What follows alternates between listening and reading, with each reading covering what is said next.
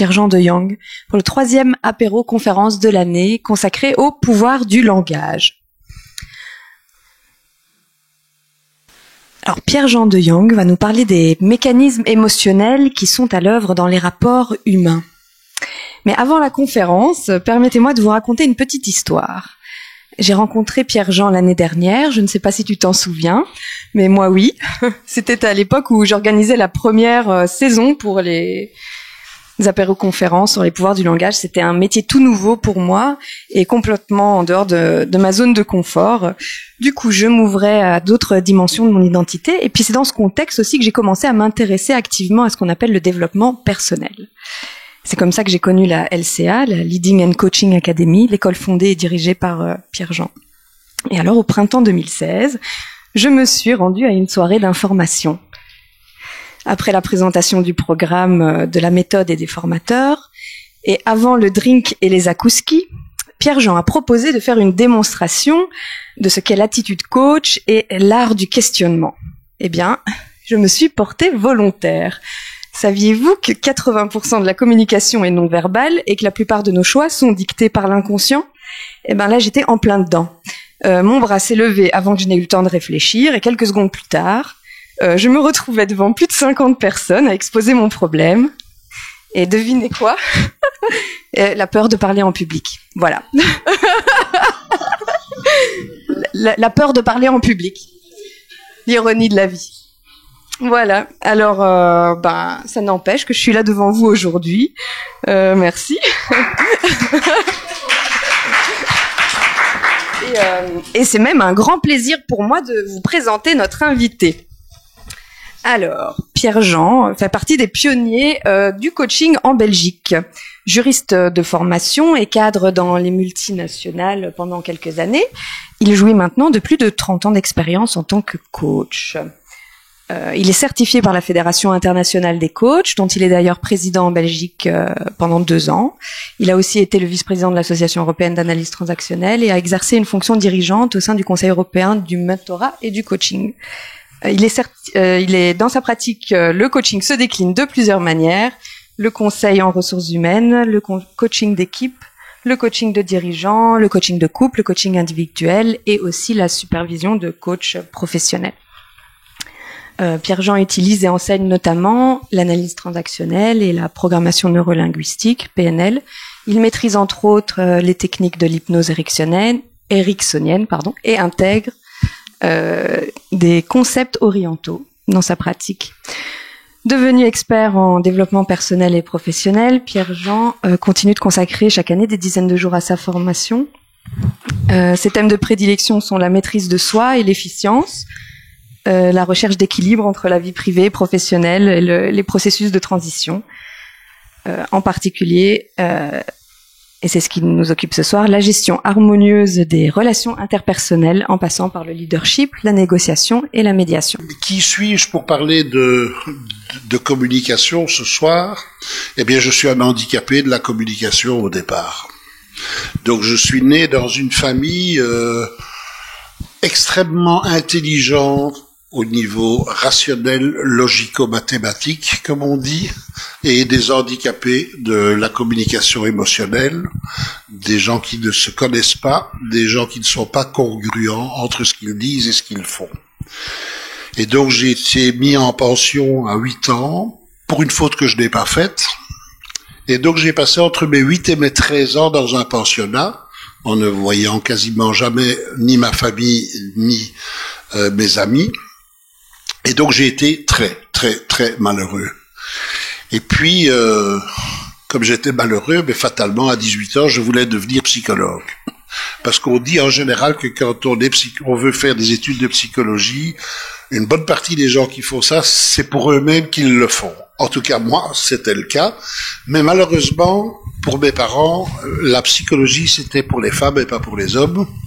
Et donc, il n'était pas question de faire psycho. Donc, comme je voulais aider les autres aussi, parce que je trouvais que les gens communiquaient très mal, je me suis dit, comment est-ce que je vais aider les autres? Je vais être avocat. Et donc, j'ai fait le droit. Et j'ai quand même été 1 mois au barreau. Et le mois que j'ai été au barreau m'a suffi pour savoir que c'est pas ça que je voulais faire. Et donc, après un mois, j'ai quitté mon maître de stage, et comme je parle plusieurs langues, je me suis dit, je vais faire des affaires, je vais faire du commerce, et je suis rentré chez Unilever au marketing. Je vous passe 11 ans de travail dans des multinationales, dont je retiens une chose, c'est ma déception sur la qualité de la communication que je trouve incroyablement faible. Chacun fait son travail dans son coin, sans s'occuper de ce qu'il y a à gauche, à droite, au-dessus, en dessous. On ne travaille absolument pas en équipe, on fait semblant, on dit que tout va bien, mais on n'est pas vraiment authentique. Et donc moi qui avais été international en sport, dont un sport individuel et un sport d'équipe, je me dis mais l'équipe ça apporte quand même beaucoup, pourquoi est-ce qu'on ne travaille pas plus en équipe? Et donc j'ai étudié à peu près tout ce qui était possible d'étudier en matière de communication il y a 35-40 ans. J'ai été dans toutes les écoles, j'ai fait les écoles jusqu'au bout, j'ai même réussi mes examens, beaucoup mieux qu'à l'école d'ailleurs, et donc j'ai commencé à trouver ma passion dans l'être humain et la communication, et j'ai décidé d'en faire ma vie. Et donc depuis 1982, ma vie est rendre les gens conscients de qui ils sont, de l'impact de ce qu'ils disent et de ce qu'ils font sur les autres, leur faire comprendre qu'ils sont maîtres de leur vie, et que si on choisit sa vie, le bonheur ou le malheur. Et il faut arrêter de dire que on est malheureux à cause des autres. Nous avons notre part de responsabilité là-dedans. Et donc je travaille là-dessus, et je travaille sur le fait aussi de s'épanouir, de faire ses choix, et d'améliorer la qualité de nos relations. Nous avons tous des bonnes relations et on a tous des mauvaises relations. C'est notre choix. Et donc ça, on en reparlera tout à l'heure. On n'est pas obligé de continuer des relations toxiques. Et donc, je dis pas que c'est facile, mais en tout cas, on a le choix. Je suis extrêmement reconnaissant à mes parents d'avoir été d'aussi mauvais parents, parce que grâce à eux, je suis l'homme que je suis. Ils se sont pas occupés de moi, ils m'ont mis au pensionnat, et je me suis dit, mais à quoi ça sert de faire des enfants si c'est pour foutre un enfant au pensionnat? Si on a un enfant, on s'en occupe. Et donc, je suppose que vous savez qu'on apprend soit en faisant la même chose que nos parents, soit le contraire. Mais moi, j'ai fait tout le contraire, et je dis, ce qu'ils ont fait, c'est pas ce que je veux faire, sauf certains trucs. Mon père avait 4 hobbies, je les ai tous les 4. Il est musicien, je suis musicien. Il était sportif, je suis sportif. Il aimait la danse, j'aime la danse. Et il est passionné de tout ce qui touche à l'humour, et moi aussi. Donc, il m'a transmis des choses assez chouettes. Par contre, son rôle de père, il l'a fait d'une façon où je me suis dit, ça, c'est pas ce que je veux. Et grâce à ça, j'ai pu définir ma priorité de ma vie qui est, si j'ai des enfants, ma première priorité de ma vie, c'est mes enfants. C'est pas mon travail, ce sont mes enfants, parce que c'est moi qui ai choisi d'avoir des enfants, c'est ma responsabilité de les élever. Et donc, contrairement à ce que font presque tous les hommes, ma priorité de vie a été ma vie familiale, qui a conditionné ma vie professionnelle, et j'en suis très heureux.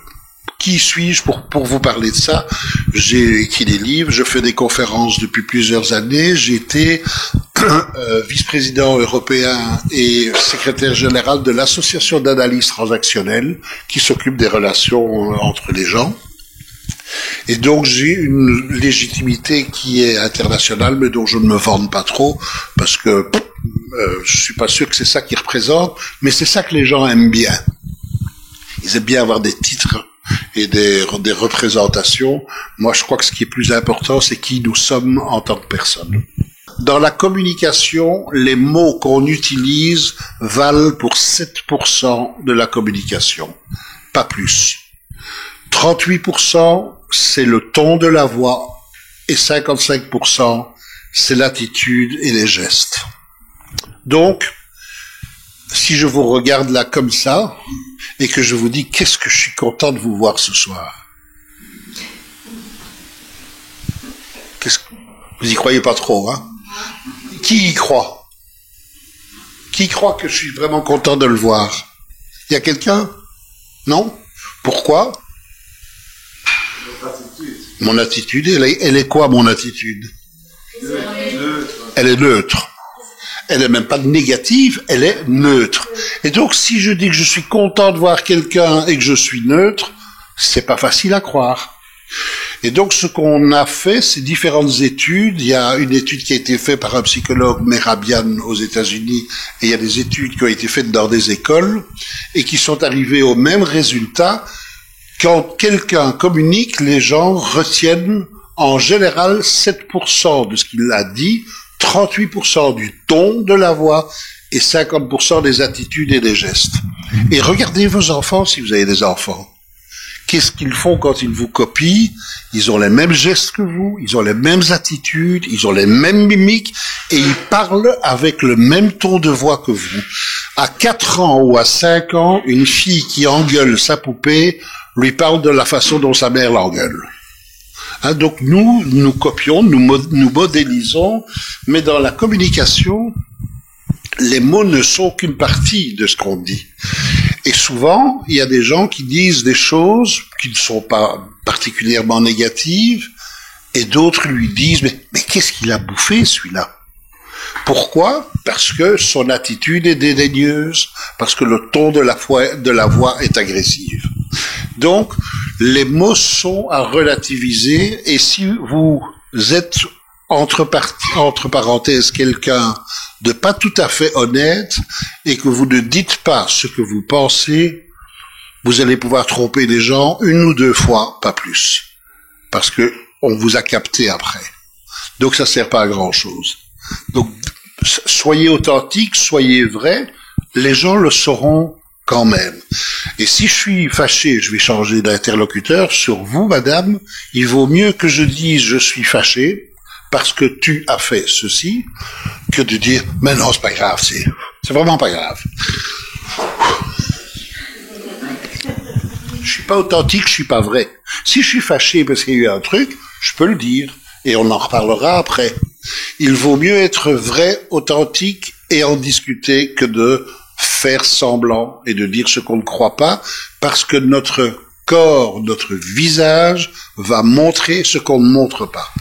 Quand je coach des personnes, je leur demande plusieurs fois par coaching, qu'est-ce que tu veux dire quand tu dis?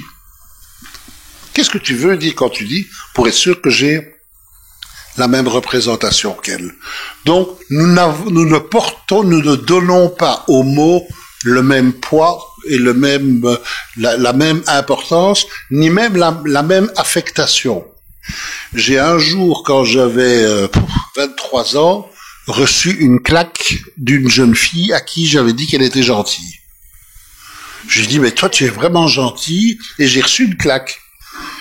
Et j'ai dit, mais pourquoi tu me donnes une claque? Je te fais un compliment. Et elle dit, je supporte pas quand on me dit que je suis gentil. Et j'ai pas compris. J'ai compris quelques années après quand j'ai commencé à faire ma thérapie. Parce que il y a des gens à qui on dit, sois gentil, fais ceci, sois gentil, fais cela, sois gentil, fais ceci. Ah, mais toi qui es gentil, est-ce que tu veux bien? Et il y a un moment donné où le sois gentil, on en a jusque-là. Et donc j'ai utilisé un mot que moi je trouvais positif et qui, pour elle, avait un affect extrêmement négatif. Tout le monde peut comprendre ça? Oui? Donc, attention, on a parfois des surprises. On croit dire quelque chose de chouette, et c'est peut-être pas vraiment chouette pour l'autre. Donc, je vais vous parler des longueurs d'onde.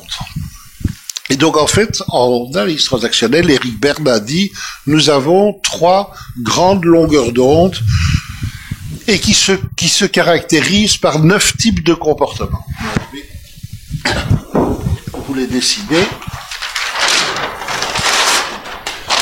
Il les compare à une vie familiale. Il dit, en fait, il y a l'état du moi parent, adulte et enfant, et nous avons 9 comportements. Je ne vais pas vous parler des comportements négatifs.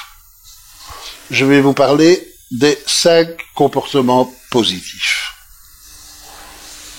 Et donc, si on veut avoir des bonnes relations avec les gens, ça doit se situer ici. La première façon dont on communique quand on vient sur Terre, c'est on est spontané. Donc l'état du moi enfant, c'est l'état du moi où on parle de ce que j'aime et de ce que je n'aime pas, de mes goûts, de mes plaisirs et de mes envies. Donc la première chose sur Terre, normalement on est spontané, on est, et la première chose qu'on fait c'est quoi? Mesdames, vous vous rappelez? On crie. Pourquoi? Parce qu'on a besoin de libérer le clapet pour respirer, et on fait un cri qui nous permet de respirer. C'est spontané. Si on ne le fait pas, le médecin nous prend ou la sage-femme nous prend par les pieds à l'envers et nous donne une claque sur les fesses pour libérer l'air. Deuxième comportement adapté. Ou je m'exprime de façon spontanée, ou je m'exprime de façon adaptée. Deux comportements. J'exprime mes envies, je les exprime pas. J'ai envie de vous raconter une blague, enfant spontané, où je me dis, oh là là, monsieur, il a pas l'air du tout d'avoir de l'humour, je crois qu'il vaut mieux que je me taise. C'est pas vrai, c'est un exemple. Mais si je crois que c'est pas le moment, je vais m'adapter. Donc deux types de comportements, je suis spontané ou je suis adapté. Donc vous pouvez déjà dans votre vie vous dire, tiens, est-ce qu'il y a des endroits dans votre vie où vous êtes plus spontané que d'autres? Probablement. Est-ce qu'il y a des gens avec qui vous êtes plus spontané que d'autres? Probablement. Est-ce qu'il y a des gens avec qui vous vous adaptez?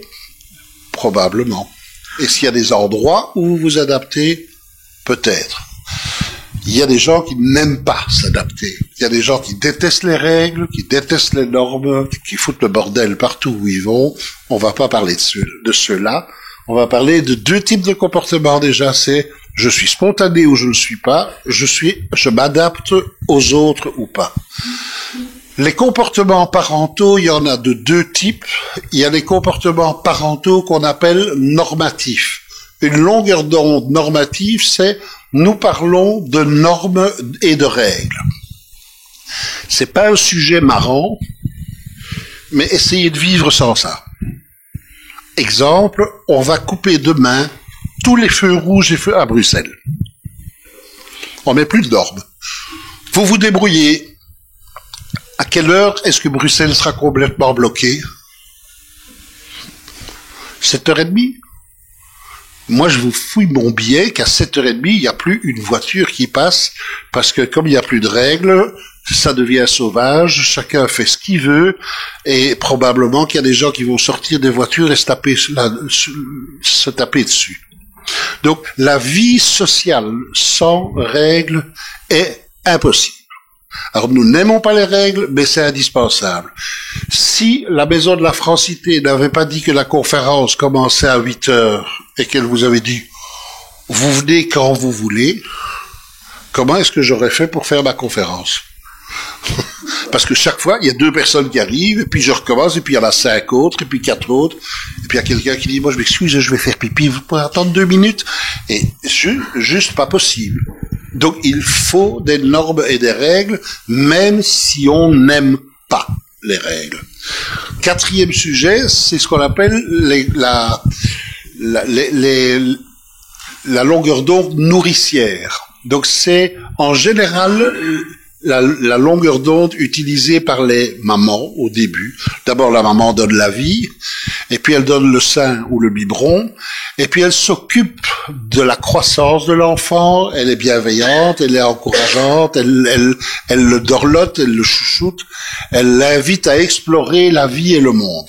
Et donc c'est une longueur d'onde où elle est nourricier et encourageant.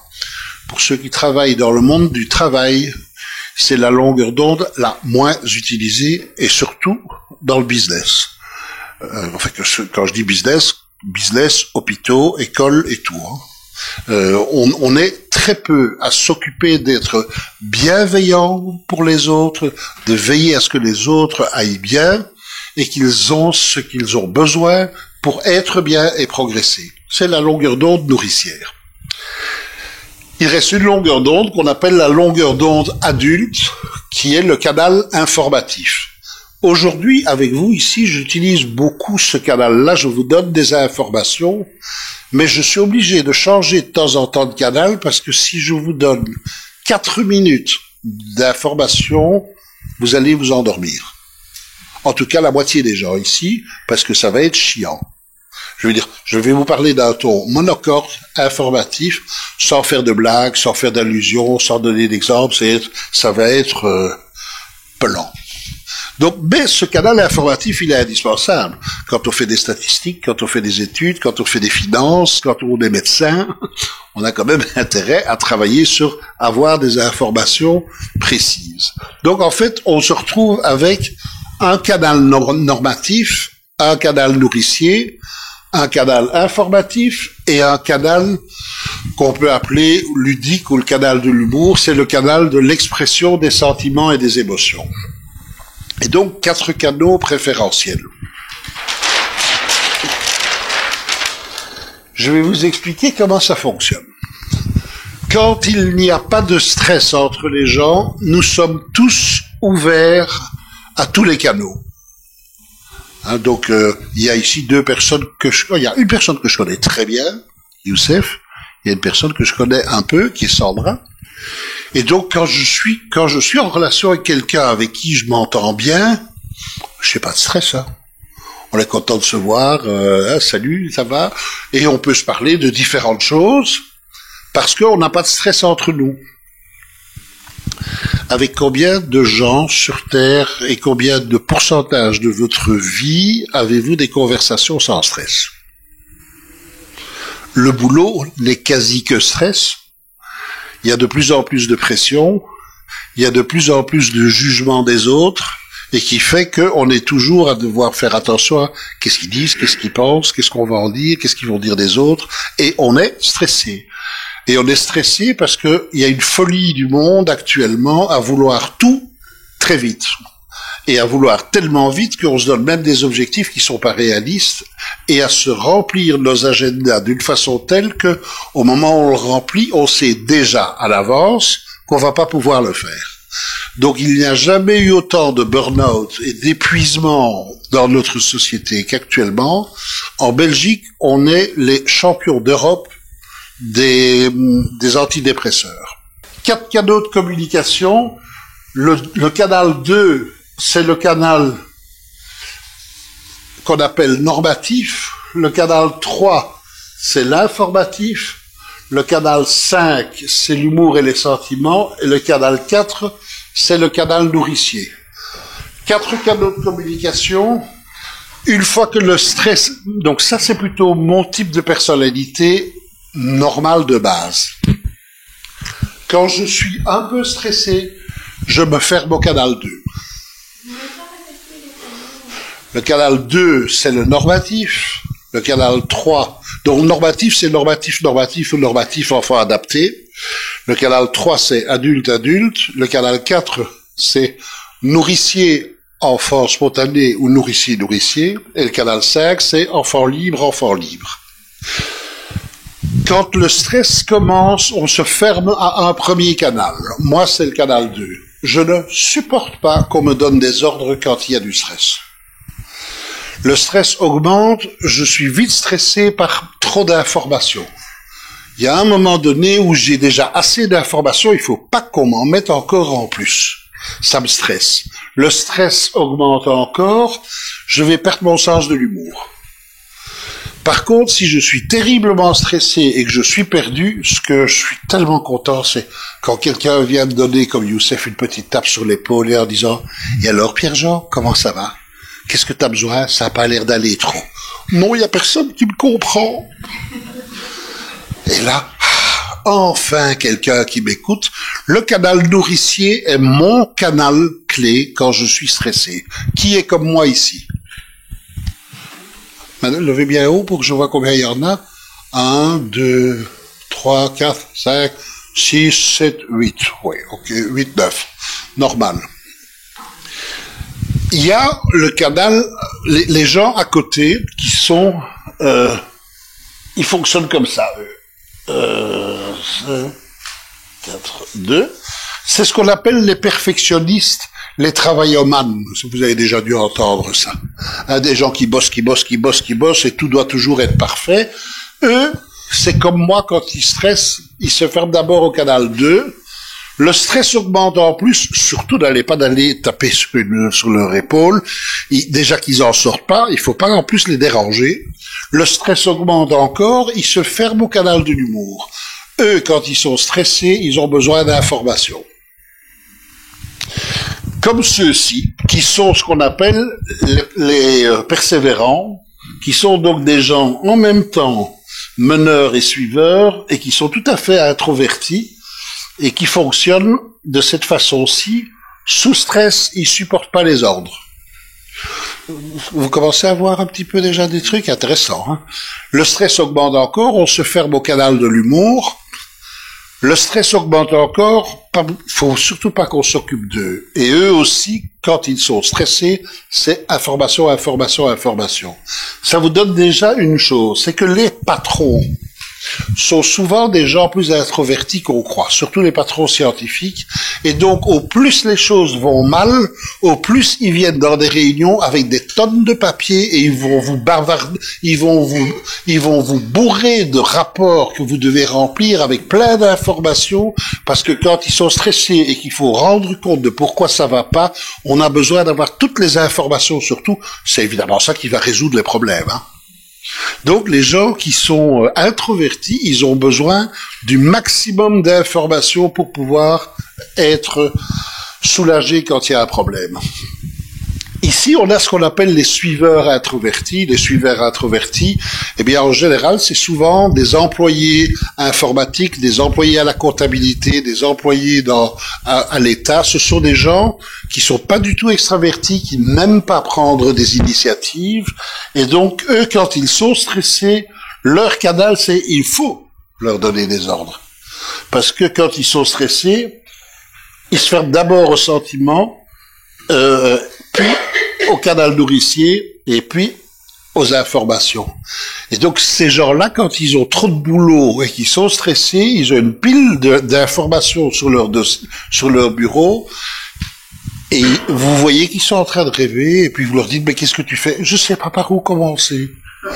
Et vous leur donnez un ordre, et ils sont soulagés.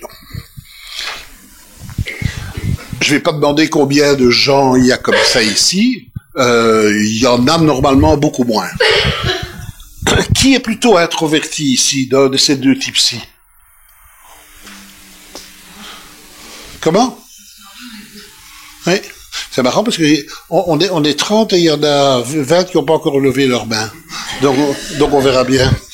Et puis il y a le canal, ce qu'on appelle ici les suiveurs extravertis. Eux, ils se ferment d'abord au canal 2, et puis au canal 3, et puis au canal 4, et leur clé, c'est le canal 5, l'humour. On les appelle les rebelles, en général. Et les rebelles, c'est énergie, humour, sensation, excitation, etc. Et quand on est stressé, c'est par l'humour qu'on les récupère. Dernier type, les promoteurs, c'est le seul type qui est illogique. Mais c'est comme ça que ça fonctionne. En fait, quand ils sont stressés, ce qu'ils ne supportent pas, c'est avoir trop d'informations, et puis ils perdent ce canal-là, puis le canal humour, et en fait, quand ils sont stressés, paradoxalement, ils ont besoin d'ordre.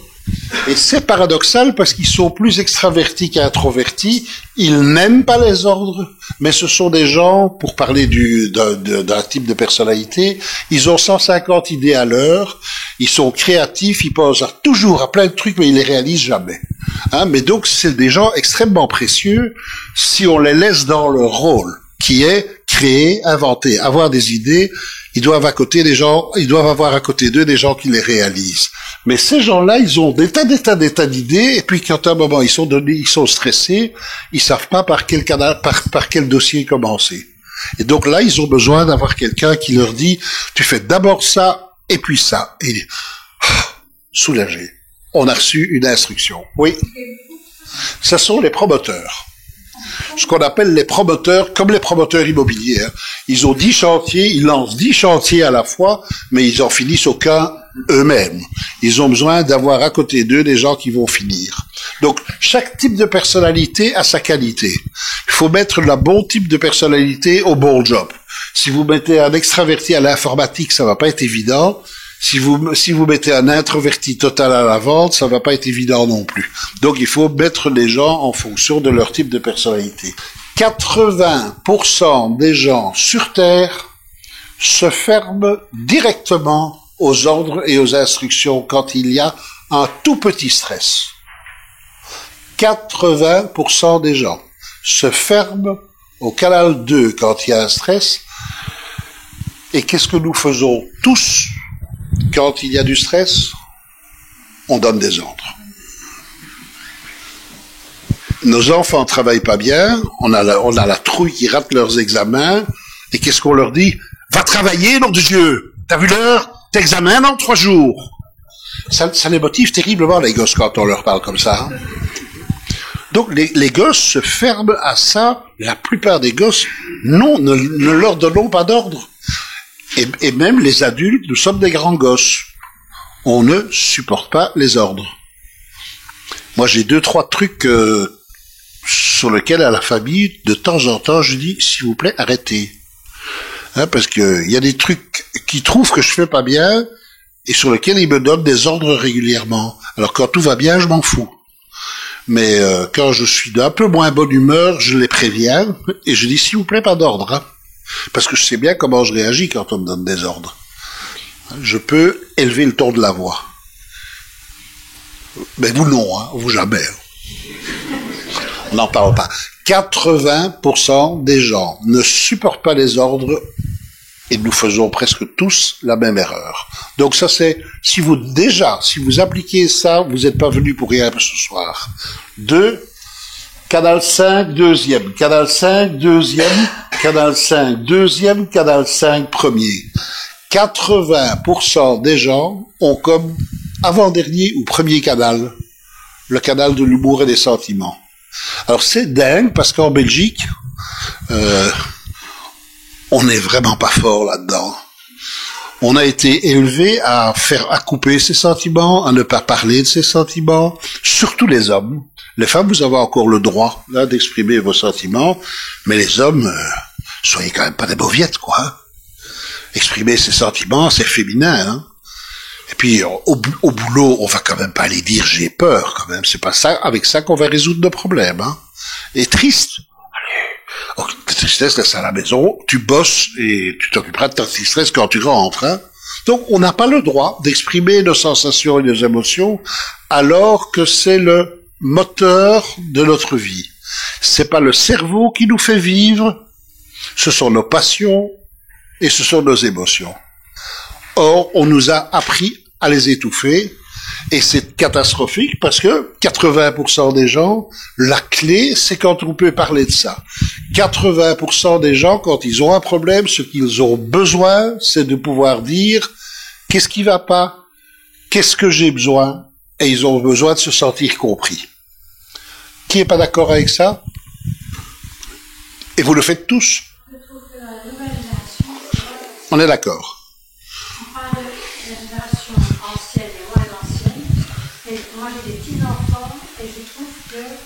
Parce que le monde est complètement en train de changer, tout à fait, mais donc vous êtes tous... Donc ces enfants ne sont pas ici, donc je ne parle pas aux enfants, je parlerai différemment s'il y avait des enfants. Non, mais vous avez raison, les jeunes de moins de 20 ans ont changé. Pourquoi? Parce que ils regardent la télévision, ils regardent tous les programmes, il y a des tas de livres de développement personnel, il y a des tas de films qui ont changé, où on parle... Voilà. Et donc, il y a d'autres modèles de société qui commencent à apparaître. Et heureusement. Mais je dirais des gens, en tout cas les gens de ma génération, même jusque 50, 40 ans, on a été étouffés. Et entre 40 et 30, le mouvement a commencé à changer. Et donc, une des permissions qui est importante à commencer à donner, et surtout, ici, il y a sûrement des jeunes parents, c'est justement de permettre cette expression des sentiments et de dire aux enfants, si vous êtes fâchés, vous avez le droit de le dire. Cassez pas les chaises.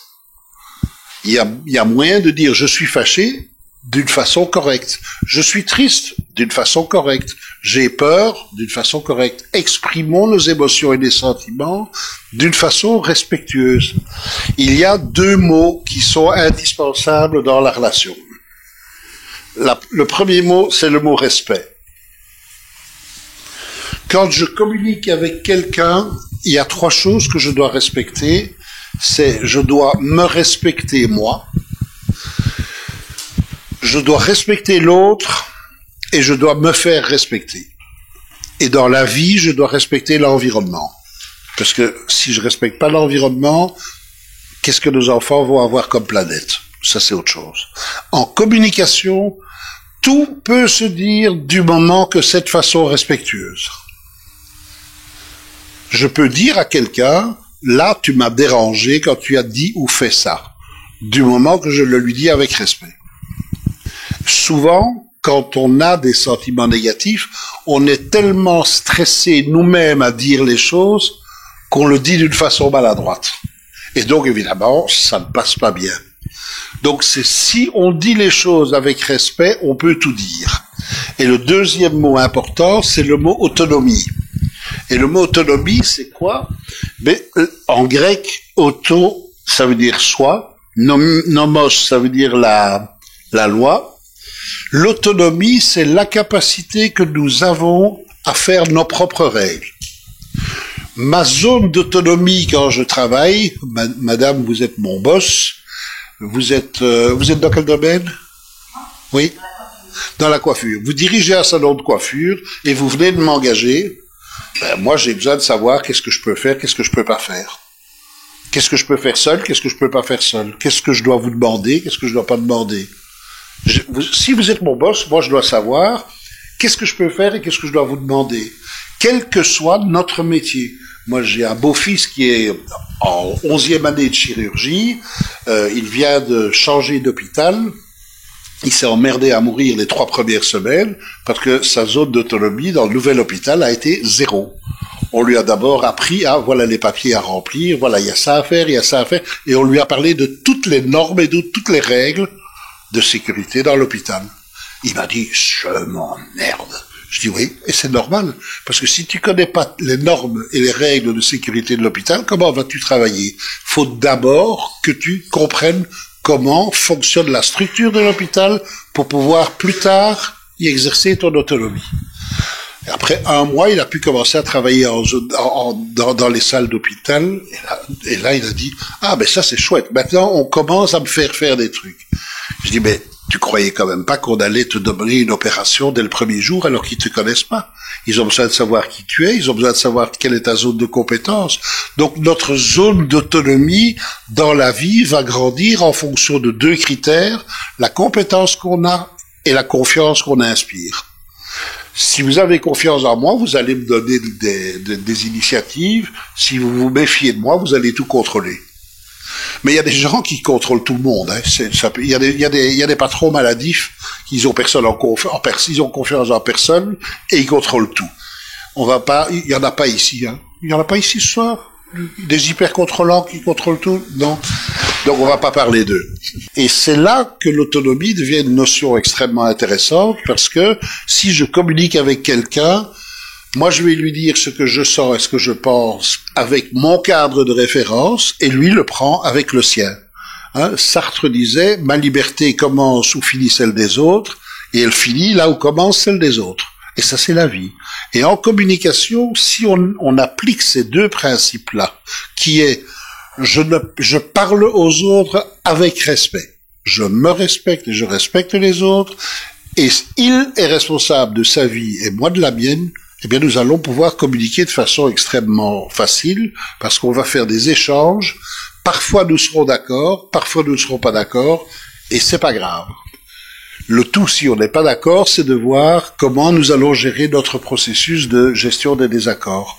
Et donc, quand je travaille en entreprise, quand je suis consultant, ou quand je travaille avec des couples ou des familles, ce que je leur dis, c'est OK, quand vous n'êtes pas d'accord, comment est-ce que vous vous y prenez pour prendre des décisions avec lesquelles tout le monde va être d'accord? Et surtout une chose, on ne doit pas attendre d'avoir ce niveau de stress où on n'arrive plus à communiquer.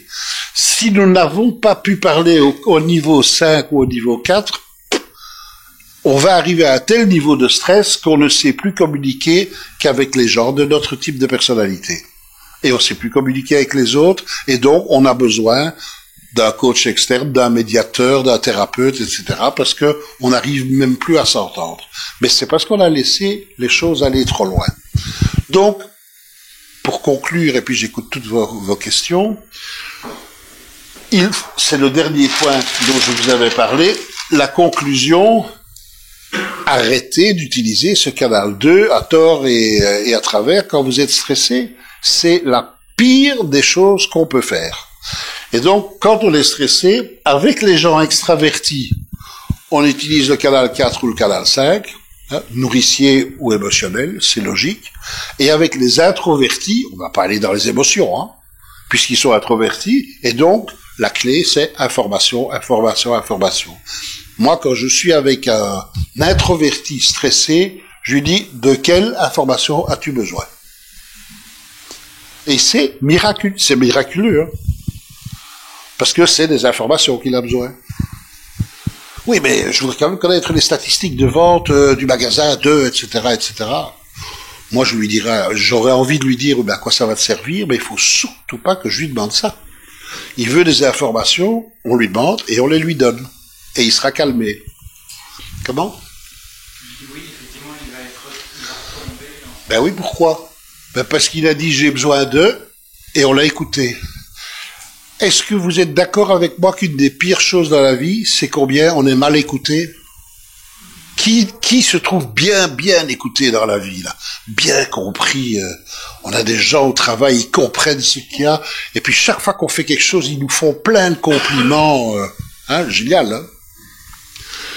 Donc, apprenons à écouter et apprenons à parler aux gens dans leur longueur d'onde. Si je veux atterrir à Zaventem et que la longueur d'onde de Zaventem est 124,6 et que je branche mon avion sur 128,9, je n'aurai jamais Zaventem.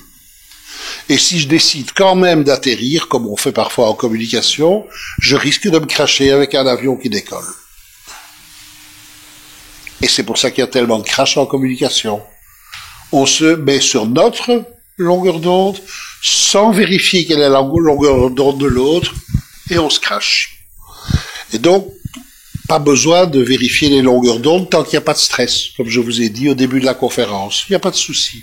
Dès qu'il y a un stress, on a intérêt à réfléchir. On a eu un petit problème avec la belle-mère la dernière fois. Il y a eu une petite dispute de famille. Il y a un sujet un peu délicat qui arrive sur l'organisation des fêtes de Noël. On a peut-être intérêt à réfléchir comment on va en parler. Parce que si vous ne faites pas attention à quels sont les points sensibles pour la belle-mère et sur son canal de communication, vous allez, comme la fois passée, vous disputer. Donc soyez attentifs à ça. Je n'avais qu'une heure, j'arrête là et je réponds à vos questions. On est là pour dire que oui, on a appris la compétition sur Terre. Il y a deux types de compétition, il y a la compétition saine et il y a la compétition malsaine. Ici, en termes de communication, on n'a pas parlé de compétition, on n'a pas parlé de vente, on n'a pas parlé de management, on parle de simples relations avec les autres. Nous ne sommes pas en compétition. On échange des points de vue. On échange des points de vue et il y a des gens avec qui nous sommes d'accord et il y a des gens avec qui nous ne sommes pas d'accord. Et quand on n'est pas d'accord, c'est pas nécessairement un problème. Déjà, accepter ça, ça change les choses. Moi, je me suis battu pendant plus de 40 ans de ma vie. Je croyais que quand on n'était pas d'accord, ça posait un problème. Et de la façon dont moi j'ai été éduqué, je me dis, on me dit que j'ai tort et je trouve pas que j'ai tort. Mais en effet, j'ai pas tort pour moi puisque j'ai d'autres critères. Mais je ne me donnais pas à moi cette permission-là. Je me suis donné à 40 ans, non, à 35 ans, la permission de désobéir à papa. À 35 ans, j'ai été étudié psycho. D'abord, j'ai fait le droit. J'aurais pas osé avant. Et puis à 35 ans, je me suis dit, bon, maintenant, basta, et s'il est fâché, il est fâché. Là, à 35 ans, ça m'était égal. Avant, ça m'était pas égal, j'avais peur de sa réaction. Donc, c'est notre chemin de développement personnel, c'est aussi de nous affranchir de toutes nos peurs, de toutes nos croyances. Quand quelqu'un nous embête, c'est pour 3 raisons. Vous allez les écrire. Prenez un petit bout de papier et notez ça. Et plutôt que de dormir, passez un cauchemar là-dessus pour essayer de voir ce qui est vrai pour vous.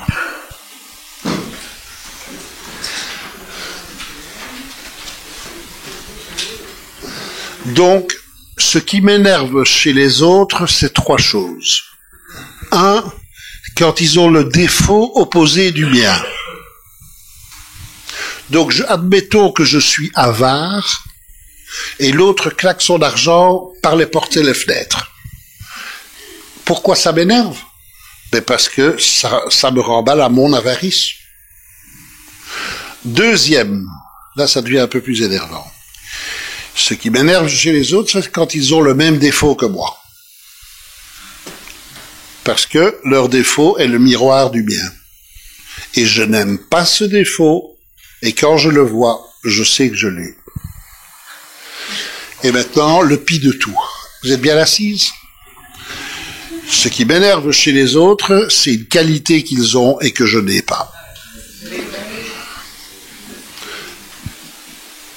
Celui-là, quel bon vendeur, il est arrogant, il se prend tout le temps, moi je suis le meilleur vendeur de la boîte, etc. Et il surroule les mécaniques, etc. Et oui, c'est vrai, c'est un super vendeur. Il est énervant. Pourquoi? Parce qu'il a plein de confiance en lui. Donc c'est chercher un peu ça. Qu'est-ce qui vous énerve chez cette personne? Et maintenant, j'ai la toute bonne nouvelle, qui est la leçon de ça. Ce sont donc nos ennemis qui nous énervent. Hein. Eh bien, si vous avez répondu à cette question, vos ennemis deviennent vos meilleurs amis. Parce qu'ils vous ont permis de comprendre qui vous êtes.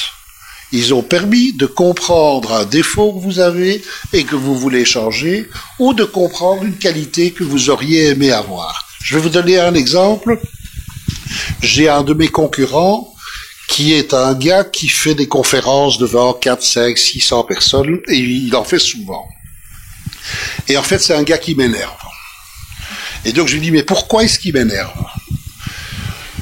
Et j'ai compris que ce qui m'énervait, c'est qu'il faisait souvent beaucoup de conférences où il se faisait payer très cher, et que, en fait, il fait même pas de questions-réponses, parce qu'il sait pas répondre aux questions qu'on lui pose.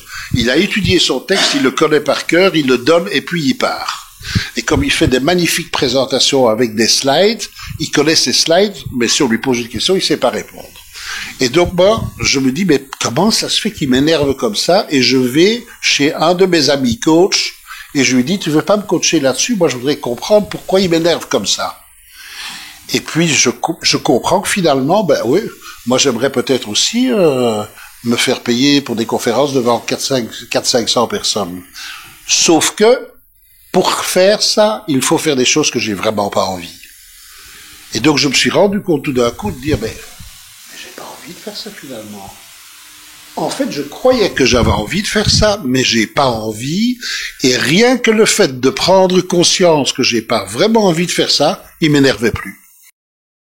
Maison de